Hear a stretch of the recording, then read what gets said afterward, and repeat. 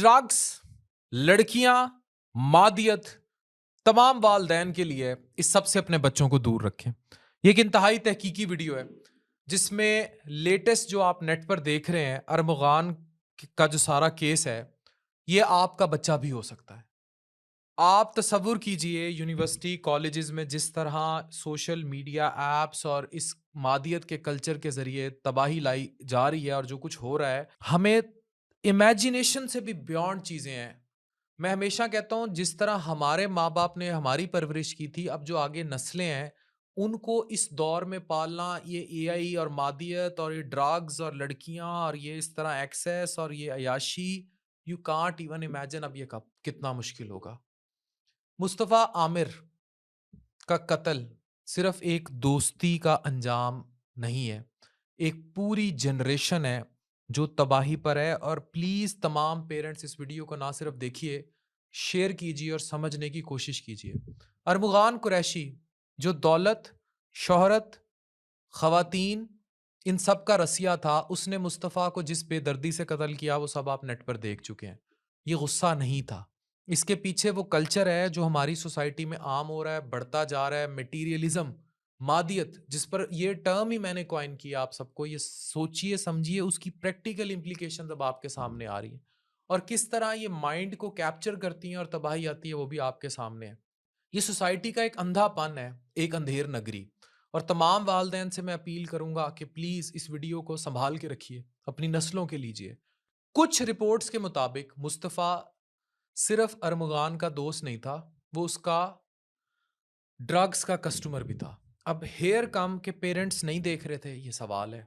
गाड़ियां, दौलत, अयाशी, ये सब नहीं देखी जा रही थी। आगे चलते हैं। इवन इनके पेरेंट्स को इनकी लड़कियों के चक्कर पता थे। मुस्तफ़ा और अरमगान, ये दोनों साहिर हसन जो मशहूर एक्टर साजिद हसन का बेटा है से ड्रग्स लेते थे। अब ओवरऑल ड्रग्स से कितना अकेला साहिर हसन कमा लेता था वो मैं आगे चल के बताता हूँ। साहिर 12 साल से वीड यूज़ कर रहा था और 2 साल से ये जिस ऐप को इस्तेमाल करता था, जो डाटा इकट्ठा हुआ है, वो स्नैपचैट थी जिससे वीड का, मैंने आपको बताया ना, स्नैपचैट सबसे क्रिटिकल रोल अदा करता है न्यूड पिक्स, वीडियोज़, इवन अब ये ड्रग्स के केस सामने आ रहे हैं। इसका बिज़नेस का स्केल देखें, हर महीने 2400 ग्राम वीड 20 लाख की खरीदता था, 1 ग्राम वीड 10,000 रुपए में बेचता था, यानी महीने का 2.5 करोड़ रुपया।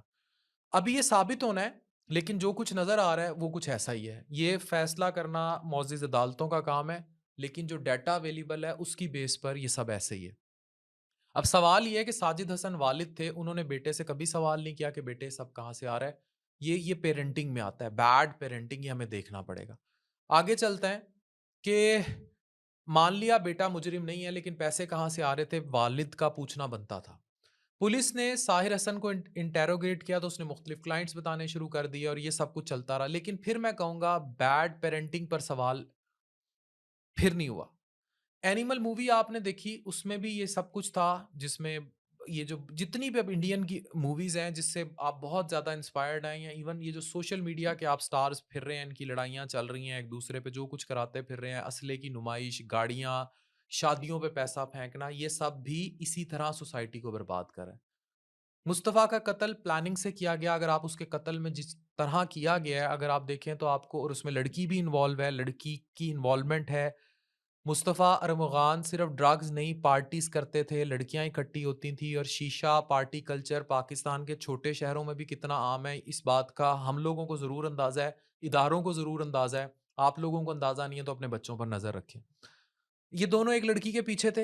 ये सिर्फ दोस्ती का मसला नहीं था, बल्कि इसमें ईगो, गैरत, बहुत कुछ आ गया। ड्रग्स आ गई, लड़कियां आ गई, पैसा आ गया, अना आ गई। अब आगे चलते हैं, ऊपर से सोशल मीडिया, एक दूसरे से बढ़ चढ़कर इम्प्रेस करने के कल्चर में गाड़ियां, शो ऑफ, फिर बदतरीन कत्ल, वो कत्ल जो आपको एनिमल मूवी में दिखाए गए, मार मार के लोहे की रॉड से 3 घंटे मारा, उसके बाद टॉस करता रहा, हेड आया तो छोड़ दूंगा, टेल आया तो मार दूंगा, और फिर मारता चला गया।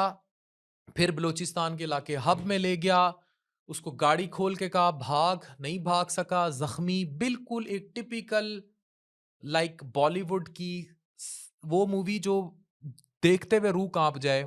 या हॉलीवुड की टिपिकल वो एक्शंस हो रहे हैं, वो अपने आप को क्या समझ के सब कुछ कर रहा है।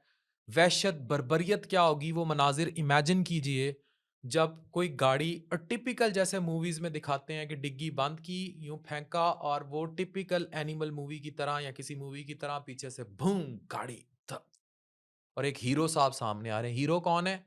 ये अरमुगान, कूल बनने का चक्कर। मुस्तफ़ा को ज़िंदा और वो किस तरह डिग्गी में ज़िंदा तड़प-तड़प के जला होगा, अगर उसकी जगह आपका बच्चा हो तो सोचें रूह काँपती है कि नहीं काँपती? इमेजिन कीजिए अगर उसकी जगह आपका बच्चा हो। तो ये यही सोशल मीडिया आपको वहीं लेकर जा रहा है। मैं आगे अब इसकी मिसालें दूँगा, ये समझने की कोशिश कीजिए। ये एक पल का गुस्सा नहीं था, ये वो कल्चर है जो इनकॉर्पोरेट हो रहा है हमारी यूथ में। जब एक नस्ल ही पैसे, शोहरत, मादियत की दीवानी हो जाएगी और इस तरह बीच में फिर ड्रग्स, लड़कियाँ, पार्टी, डांस, शराबें ये सब इनकॉर्पोरेट हो जाएँगी। बेचने वाले जो हैं they are a separate story. लेकिन सवाल ये है कि खरीदार तो बैड पेरेंटिंग पैदा कर रही है ना, ये सवाल है। और अपने बेटे को इतने ज़्यादा पैसे जो दिए जा रहे थे जिससे लड़कियां अफोर्ड हो रही थी, गाड़ियां अफोर्ड हो रही थी, ये भी सवाल है। और फिर मर्डर की इस तरह प्लानिंग और अटेम्प्ट्स और ये सब कुछ, ये सवाल है। अब मैं आपको एक केस बताता हूँ डॉक्टर शाहिद का, जो 5 लाख रुपए महाना अपने बेटे को खर्चा देते थे। उसने भी दोस्तियों, लड़कियों और अयाशियों की खातिर अपने वालिद साहब को कैसे मर्डर किया, 3 अटेम्प्ट्स की, रिश्तेदार इन्वॉल्व किए, शूटर लिए, ये सारे कहाँ से इन्फ्लुएंस थे। अब आ जाएँ अभी रिसेंटली जो टिकटॉकर्स का कुछ मामला चल रहा था, जैसे रजब भट्ट, उमर भट्ट की लड़ाई, और इन सब में आप सारा देख लें, इसमें भी एक कल्चर चल रहा था जिसमें गाड़ियों को ले जाना, घरों के बाहर ले जाना, एक दूसरे, फिर ऑब्वियसली उसमें गालियाँ, धमकियाँ, टिकटॉक लाइव पर धमकियाँ, फिर असले की नुमाइश। अब ये इस सब में इससे कितने लोग ऐसे हैं, अरमुगान जैसे, मुस्तफ़ा आमिर जैसे, साजिद हसन के बेटे जो इस सब इन्फ्लुएंस में इन्वॉल्व हैं। कल आपके बच्चे भी हो सकते हैं, आपकी बेटियाँ भी हो सकती हैं।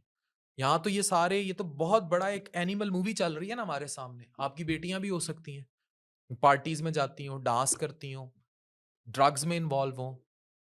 किसी के साथ, अच्छा अब इन्हें चाहिए क्यों लड़कियों को? लड़कियों को अब जब देख रही हैं एक टिकटॉक स्टार है, वो उतर रही है बड़ी-बड़ी गाड़ियों से, हैवल से उतर रही है, हैवल मैंने फिर छोटा नाम ले दिया, बहुत बड़ी-बड़ी गाड़ियों से उतर रही हैं, ऑडी से उतर रही है, स्टंट मार रही है, लड़के के साथ अय्याशी, प्राइवेट जेट्स, मॉल, पार्टी, अच्छे कपड़े, डांस, तो ये सब कुछ अट्रैक्ट तो कर रहा है ना। तो जो फ्रूट बेचने वाले की बेटी है या एक लोअर मिडिल क्लास की बेटी है, वो कहाँ जाएगी? अल्टीमेटली उसने ये अपना नफ्स का जिन जो काबू से बाहर हो रहा है, उसे कैसे काबू करेगी? तो ये सब कुछ बढ़ता चला जाएगा। ये उसके बाद लड़कों का इनमें इम्प्रेस करने में बदमाशी कल्चर को प्रमोट करना, एक दूसरे, पता नहीं साबित क्या करना चाहते हैं एक दूसरे को कि हम पता नहीं कितने बड़े डॉन हैं, और फिर और ये जिन मुआशरों में आम हो रहा होता है उसमें ये चीज़ भी फिर दिखाई दे रही होती है कि यहाँ लाकानूनियत है, यहाँ पेरेंटिंग बैड है, यहाँ ओनरशिप नहीं है नस्लों की, या नस्लों को पढ़ाया नहीं जा रहा, लिखाया नहीं जा रहा, समझाया नहीं जा रहा, ओन नहीं किया जा रहा। इस चीज़ को तो समझना चाहिए हम पेरेंट्स को, कि नहीं समझना चाहिए कि आपकी जब नस्ल बड़ी होगी तो आप चाहते हैं कि उनका अंजाम वो आपको कत्ल कर दें, या उनका अंजाम जो है वो अरमुगान जैसा हो, साजिद हसन के बेटे की तरह सारा हो, या जितना जुल्म हुआ उस बच्चे पे, जिस तरह उसको मारा गया बेचारे को, रॉड मारे गए, जलाया गया, मुस्तफ़ा की तरह हो। आप चाहेंगे आपके बच्चों के साथ ही हो? अगर नहीं, तो फिर हम ये किस मादियत के इन्फ्लुएंस में हैं? ये किस बदमाशी के इन्फ्लुएंस है? गाड़ियाँ, असला, लड़कियाँ, ड्रग्स, ये सारा कुछ, ये और यूनिवर्सिटी, कॉलेजेस में आम हो जाना, फिर टिकटॉक, इंस्टा पे सब देखा जाना, स्नैपचैटों का इस्तेमाल होना। हमें पेरेंट्स को बहुत कुछ सोचना है। अगर ये सब होता रहा और मादियत इस तरह फैलती चली गई, तो ये सब बर्बाद होता रहा, तो मुझे बताएं हम कैसी नस्ल देकर जाएंगे? मतलब हर तरफ एनिमल मूवी चलेगी, हर तरफ कत्लो कताल होंगे, हर तरफ ड्रग्स, पार्टियां होंगी, ठीक है? बुराई का अंजाम बुरा। अच्छा, इस सब में कहीं मुझे बताएं कितने लोग हैं जो इन्फ्लुएंस्ड हैं नमाज से, कुरान से, दीन से? आप ये रमजान में देख रहे हैं ना मेरी वीडियो। रमज़ान में नेक बन जाना doesn't mean you are very नेक और you are very close to Allah. तो ये सारी चीज़ें हमें देखनी है कि हमने बच्चों को वो जो एक ऑनलाइन, मैं तो कहता हूँ ई कुरान कल्चर प्रमोट करें, वो भी गायब नज़र आता है। ऑनलाइन कुरान कल्चर गायब नज़र आता है। बच्चों को मादियत से दूर लेकर जाएँ। उनको पढ़ाएँ कि आपकी असल क्या है, आपकी असल रूह है, आपने अल्लाह की तरफ लौटना है। बच्चे अब इवन पेशों से मुतनफ़्फ़र हैं, किताबों से मुतनफ़्फ़र हैं। उन्हें पता है कि और अच्छा they do not want slow money, they want active fast money,